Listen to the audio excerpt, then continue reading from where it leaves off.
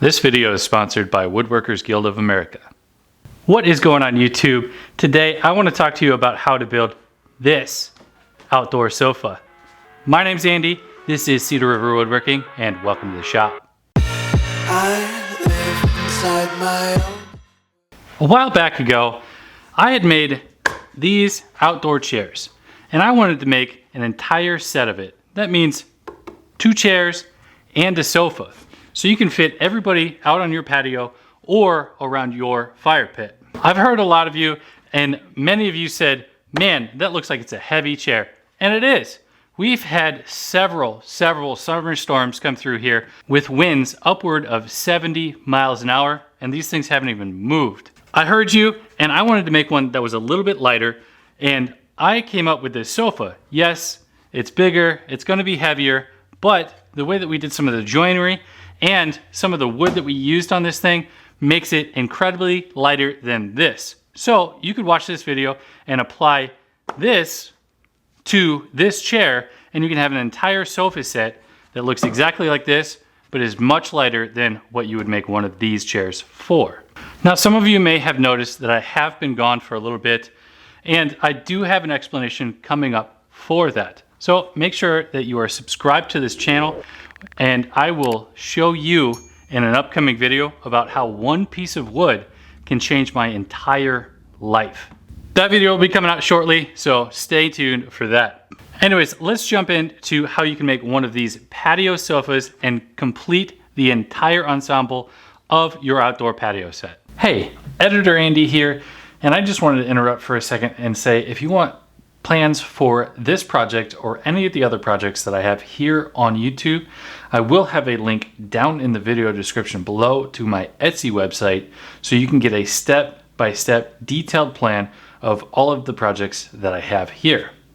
Anyways, let's get back to the video. So we are going to start off our project over here at the miter saw. You're gonna need 3 different types of wood for this.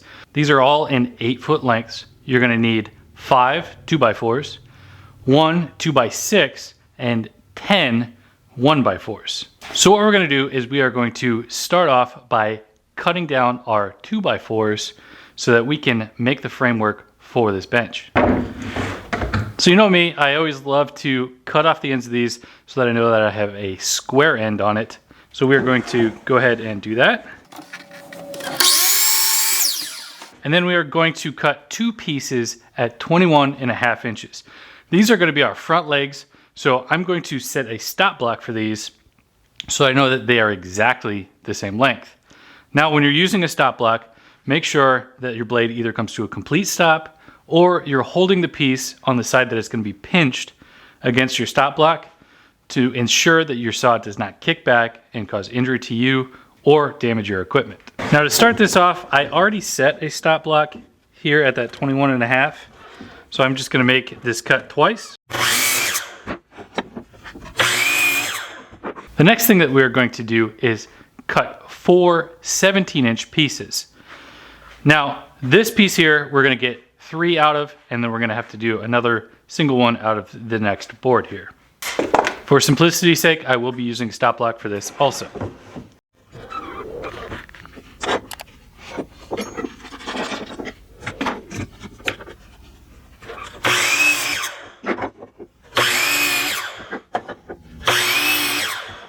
For this first 2x4, you're only going to have a small piece of scrap left over for this one. This is 2x4 number 2, and our 4th 17-inch piece is going to get cut out of this. All right, next, out of our second 2x4, we're going to cut 2 27-inch pieces. All right, so out of the rest of this second 2x4, we're going to cut 2 27-inch pieces. Now, I'm going to set a stop block for this. You don't necessarily need to. I like it for the ease of the cuts.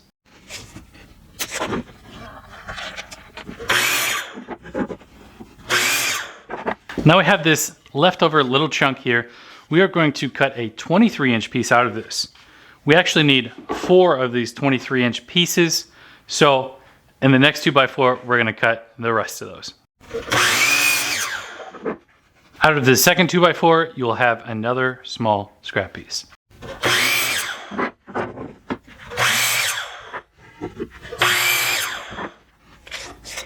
out of the third piece, you will have about a 26-inch piece of scrap left over.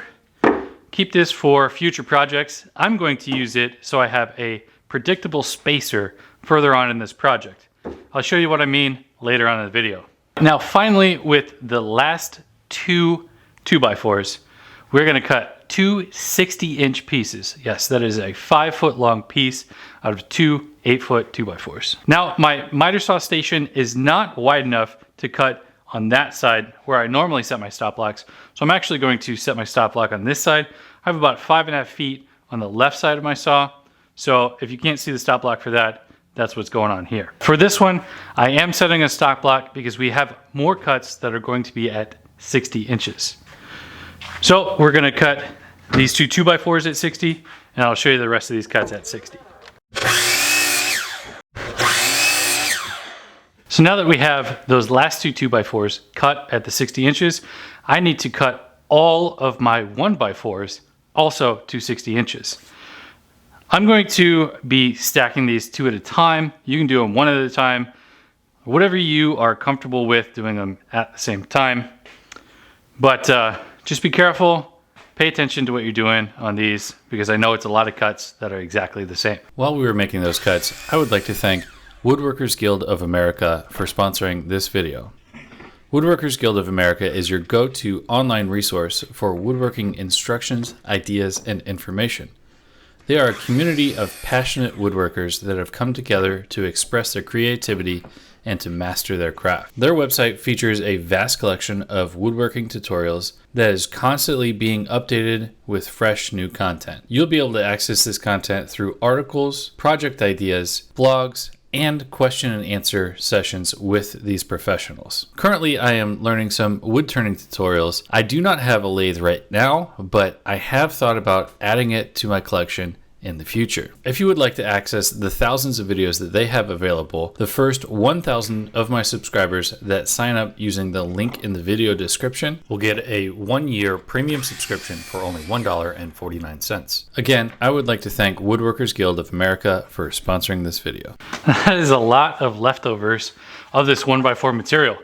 Now, if you've seen any of my videos, you know that I like to make Christmas trees out of materials like this. Keep this stuff around and you can make trinkets like that for the holidays. I know they're coming up. Keep an eye out for those videos. So here is most of our wood laid out. I have my 1x4s laid off over here on a miter saw station, but as you can see, I have these grouped into 3 different groups. And that is because of the joinery that we are going to be using. And that is the Craig pocket hole system. This is how it differs from the original 2 seats that we did, and you can also use this same style of joinery on those seats if you would like, or you can use the same type of joinery that was on those other 2 chairs on this system here. So I'm going to show you with the Craig pocket hole system. I have this set to 1.5 inches for my board width, because that's all that we're using for this is 2x4s, which is actually 1.5 inches by 3.5. And we will be using the 2.5-inch blue coated screws for these, so it is outdoor rated. So what we've got going on here is a couple different categories. So the center category is for our legs. We will only need 1 set of holes on the ends of these. We need 2 sets of holes on these, which are our stretchers and our back pieces. And then our third category is these here. This is going to be the category that you don't put any holes in at all. And you might be able to see here, there's actually 3 60-inch long pieces. I do want to apologize for misspeaking earlier when I said that you only needed 2. You actually need 3 of these 60-inch pieces, which means that you need 6 total 2x4s instead of just 5. So what I'm going to do is I'm going to set off aside here and set these off to the side. And I'm going to be looking at our leg assemblies. So these are the ones that need holes only at one end of them. So one is going to be our front leg and one is going to be our back leg. Now, how I'm going to do that is I just have them stood up like this, so I know that these 2 are the sides that need it. So I've got my Craig system here, and I'm going to go ahead and pop a few holes in the straight leg here. This one is 21.5 inches long.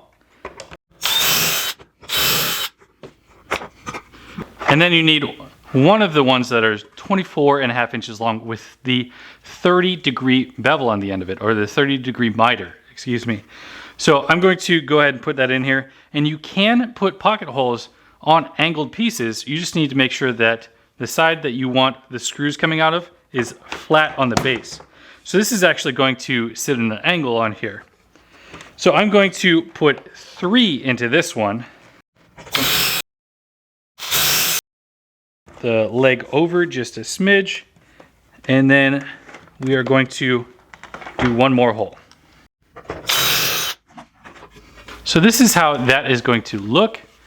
You've got some what looks like angled pieces here, but when it sits here flat on the ground, they are going to be vertical. Now here is where the tricky part comes in, because these legs actually need to be mirrored of each other. So you're gonna have one where the leg comes off this direction. So you need to have the other one where it's facing the other way, where it goes off this direction.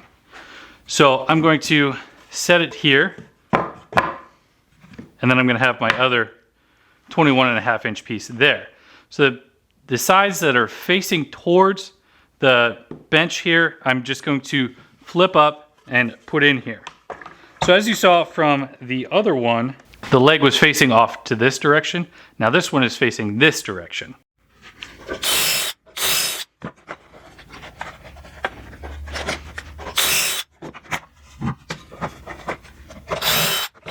All right, so now to make these leg assemblies, we're gonna take one of our 27-inch pieces and we're gonna stand it on edge here.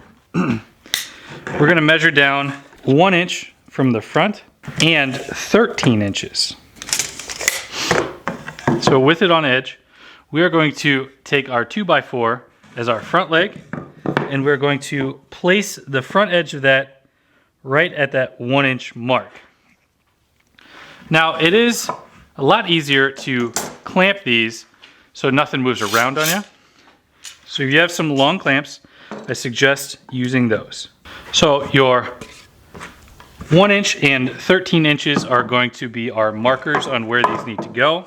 And then we're going to run all the screws in to secure all this together.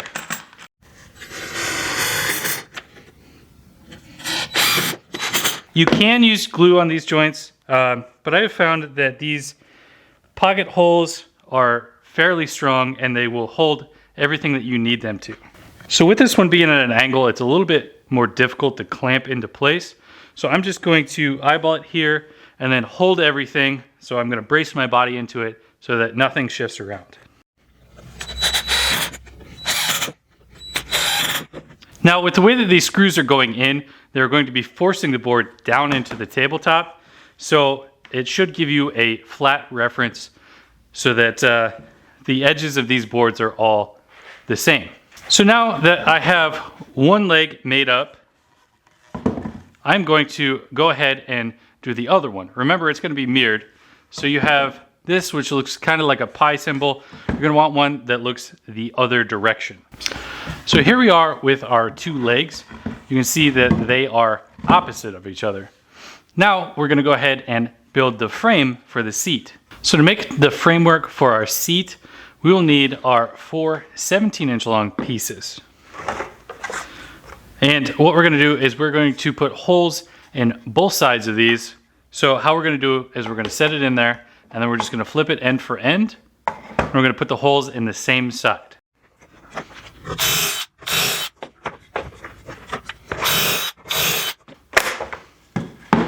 So just like that, we've got our holes on two ends of this, and we just need to do the other 3. So while I'm doing these, I'd like to say, if you've made it this far, I'm assuming that you're enjoying the content, so please consider subscribing. And if you've made it this far, let me know what colors that you would stain or paint this set so that they go with your patio or your fireplace. Let me know down in the comment section below. Well, now that we have that joinery cut out on here, we need 2 of our 60-inch long 2x4s. I'm going to set one here on the edge of my bench. 2 of these are going to go at the very ends.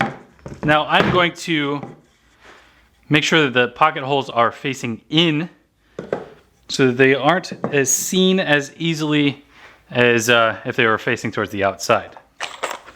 So we're gonna use our 2.5 inch blue screws here again. And it may actually be easier if you lay this one flat and you lift this up here on end. I'm just trying to make it so that you guys can see over on this camera here.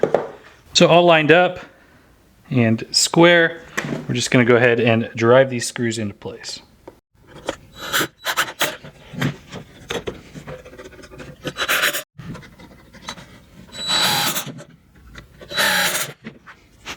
So now, how far apart do we put these two pieces? I cut two 17-inch pieces out of those scraps. And what I'm gonna do is just put that here between them so that I have a locator on where exactly to put that. Now that should give us about a 20-inch gap between the middle here, and that is going to be perfectly fine for the spacing that we need. So we're just gonna locate these and screw them into place.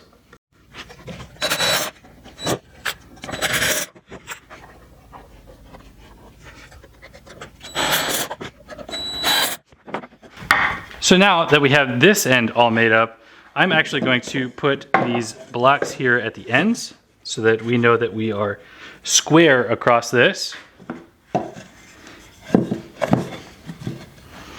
And then I'm going to secure my other 60-inch long piece. Now that we have this base made up for our seat base, we need to put the back pieces on here.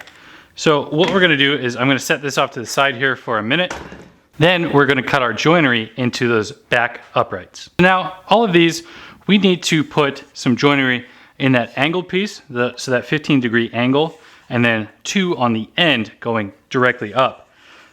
One of the things that we want to do is I'm probably just going to do 2 with the pocket holes on one side and then 2 with the pocket holes on the other side. So I'm going to have 2 facing this direction, 2 facing this direction. So that's going to be the same way that our seat support is. So the pocket holes face towards the inside instead of towards the outside. So with that same angle technique, we are going to rest this down here across the bottom, and we're going to cut some of these in here.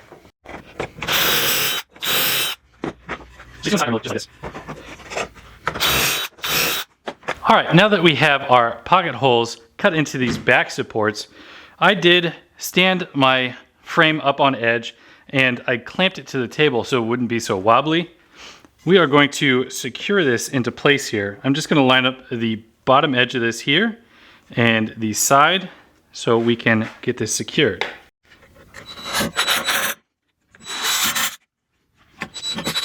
Now, just like our support pieces on our base, I'm going to use one of these 17-inch spacers to space out where the next one goes.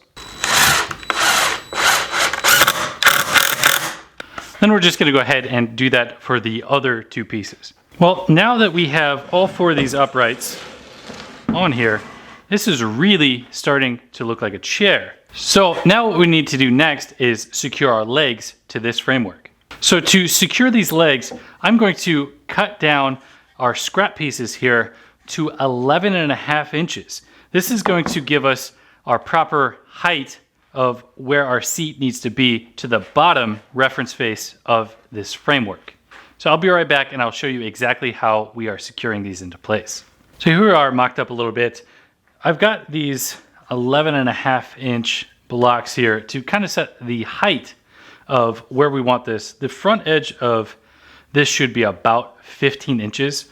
And the slats that we're gonna put across the top of this are gonna raise that a little bit. So if you want every single one of your seats to be 15 inches, you're just gonna need to take 3/4 inch off of this. So instead of 11.5, you need 10 3/4.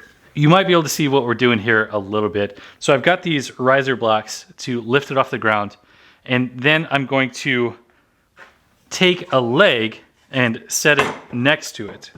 Then I'm going to clamp it in place, and that is going to locate exactly where we need these legs to be. So with all of this mocked up into place, I'm going to take a level and I'm just going to put it across here to make sure that everything is kind of in the same plane. So we're not leaning the chair too far forward. So this one you can see I'm up quite a bit actually. So I'm going to lower that down. So now we can secure this framework to these legs. You know, if I would have been thinking, I would have cut some joinery into the ends of these two 60-inch pieces. Then you could use pocket holes to go directly into the leg. However, I wasn't thinking, so I'm just going to drill them through the face of these and secure it that way.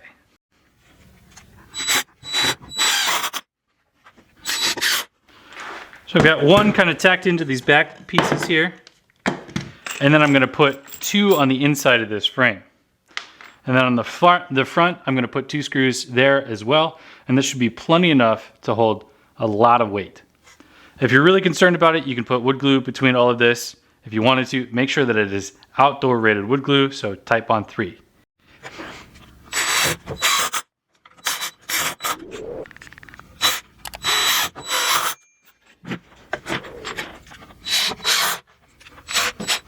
All right, so we have one final task for this, and that is to put this cap across the top here.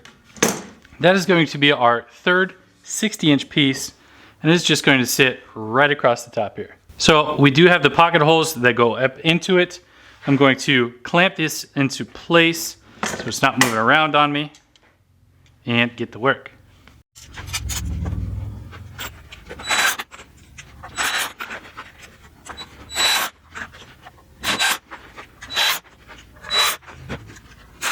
And that there is a 50 pack of Craig pocket hole screws. I did have one that's missing a screw here, so it's not that big of a deal. It's not a critical thing. So if you leave that one out, it's perfectly fine. But if you have more of these screws laying around, just go ahead and put that 51st screw in there. All right, you may notice that we are on the floor now. So those of you that had requested a lighter chair than the ones that we had built prior, where it was all 2x4s, this is significantly lighter. This frame alone, even though it's 3 times as big as those other chairs, is lighter than that. And we're gonna add some 1x4s to that right now. So these 1x4s are going to be our slats. So we're gonna have 5 across the bottom and 5 across the back. So I'm going to set these in here like this. I'm gonna have one at the very back and then one at the very front here. And how we are going to secure these is I'm going to use some Type on 3 wood glue. I'm just gonna put it across these supports here, and then we are going to brad nail it in place, and that will help make sure that everything cures just fine. So we're gonna take our Type on 3 and run it across our braces here. And that should be plenty of glue area to make sure that these are completely secured.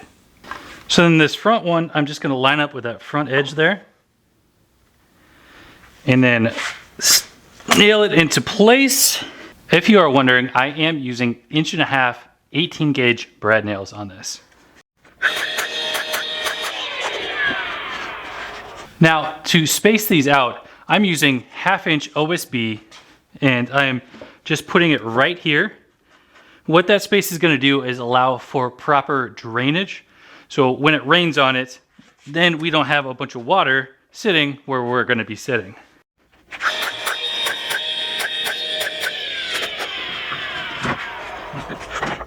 So now we have our bottom slats in. I'm going to go ahead and put this back piece on and finish up this project.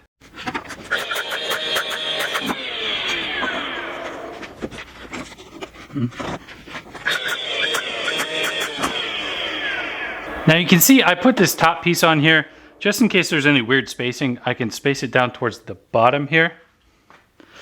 But yeah, we just got a few more left.